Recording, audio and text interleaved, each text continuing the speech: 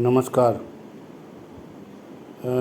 मैं लोगों के फाइनेंशियल प्लानिंग करता हूँ, जिससे कि उनके बच्चों की जो लाइफ स्टाइल आज चल रही है उससे ऊपर बढ़े, नीचे ना बढ़े। बच्चों की लाइफ स्टाइल के लिए, बच्चों की पढ़ाई के लिए, बच्चों की शादी के लिए, पत्नी के लिए, प्लस जो है रिटायरमेंट के लिए ऐसी प्लानिंग करता हूँ कि कमाने वाला रहे ना रहे, उसका जैसा चल रहा वैसा एज इट इज चलता रहेगा।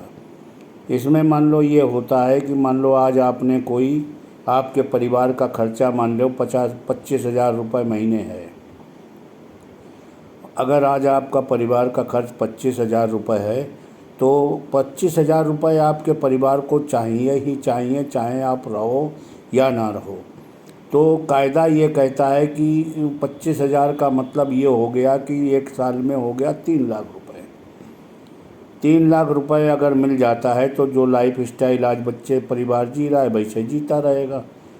अभी इसमें बहुत से खर्चे और भी शामिल हैं, जैसे बच्चों की पढ़ाई और शादी के लिए अलग से व्यवस्था होती। चलो उसे ना भी करो तब भी 3 लाख रुपए तो चाहिए ही चाहिए।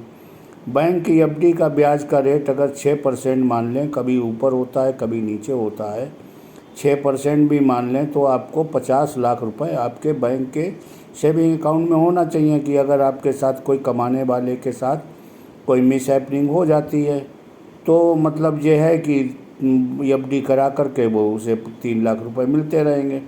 जैसा परिवार चल रहा चलता रहेगा। अगर आपके खाते में 50 लाख रुपए नहीं है तो आपको एक 50 लाख रुपए का रिस्क कवर लेना चाहिए, जिससे कि कुछ भी अगर कोई, आज सबसे बड़ा सत्य आदमी की मृत्यु ही है।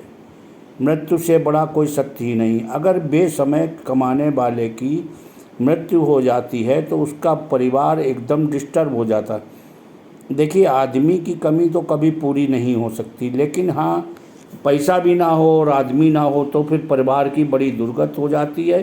ना कोई रिश्तेदार साथ देता, ना कोई भाई साथ देता, ना कोई बहन साथ देती है, कोई भी साथ देता ही नहीं। अच्छा, साथ भी कैसे दे पाएगा?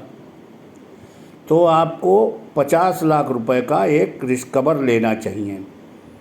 रिस्क कवर भी लेना चाहिए, उसके साथ साथ रिस्क कवर के साथ में आपको उस पैसे का रेट ऑफ इंटरेस्ट भी बढ़िया मिल जाए, जिससे कि किस्त भी कम हो, जो कि आप मतलब बियर कर पाएँ, और साथ में ही आपको उस पे ब्याज भी मिल जाए 12, 15, 18%, 20% का, जिससे कि वही पैसा जो आप जमा कर रहे हैं, एक तो रिस्क कवर हो गया। अब दूसरी बात ये हो गई, वो पैसा जैसे बच्चे की शादी करनी है तो बच्चे की शादी में, या बच्चे को मान लो जो है डॉक्टरी करानी, या बच्चा को MBA कराना है, या मान लो इंजीनियरिंग करानी, जो भी कराना, तो वो पैसा आपके उसमें काम भी आए। और एक बात और भी बचती है, जब आपका एक एज हो जाएगी तो आपको रिटायरमेंट की भी ज़रूरत पड़ेगी, तब आपको पैसे की ज़रूरत पड़ेगी।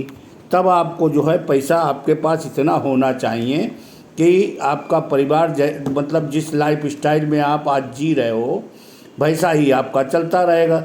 और जबकि मैं एक बात आपको बता दूं कि बुढ़ापे में आदमी को रिटायरमेंट के समय पैसे की ज़्यादा ज़रूरत पड़ती। वजह क्या है कि स्वास्थ्य खराब हो चुका होता है, निरी दवाई चलती, उन्हें दवाई को खाना, अपने को ज़िंदा रखने के लिए बड़ा खर्च करना पड़ता है, प्लस नाती पोता कोई आ गया उसे पैसे देना। अगर मान लो पोता आ गया, पोते ने कहा हमें मोटरसाइकिल दिलाओ, आपके पास पैसा नहीं, तो क्या करोगे? तो वो नहीं रहेगा। बिना पैसे के बुढ़ापे में इज्जत नहीं होती है। कोई बेटा बेटी